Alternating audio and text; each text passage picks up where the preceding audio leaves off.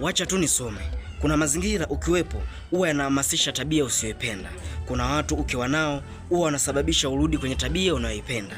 Kuna mazungumzo ukiyafanya na watu fulani huwa yanasababisha uende kwenye tabasamu ulilolichukia jana. Na kuna peji za mitandao ukiziangalia huwa zinakupeleka urudi kwenye tabia usiyoitaka leo. Na kuna eneo fulani ukipita tu upelekea kurudi kwenye tabia usiyoipenda hata kuisikia. Ila kuna aina ya movie ukiziangalia huwa zinahamasisha ujiunge vizuri kwenye tabia usiyoitaka leo na kuifanya uipende kesho na hata daima. Like movie za X.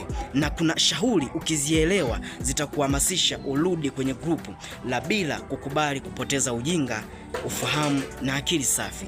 Yaani hekima ni muhimu sana, jitahidi kubadilika. Mawazo ni mazuri sana, usiogope kuyapinga. Shauku ni bora sana, ila sio kwa kila mwanadamu. Najua umenielewa. Jitahidi kuwa pamoja nasi ili uweze kujifunza vitu vingi zaidi. Ni mimi wako mshindi nisiyewahi kuogopa, kwa sababu nimejipa nafasi ya kujitafuta na sio kuonewa. Sio, unanielewa?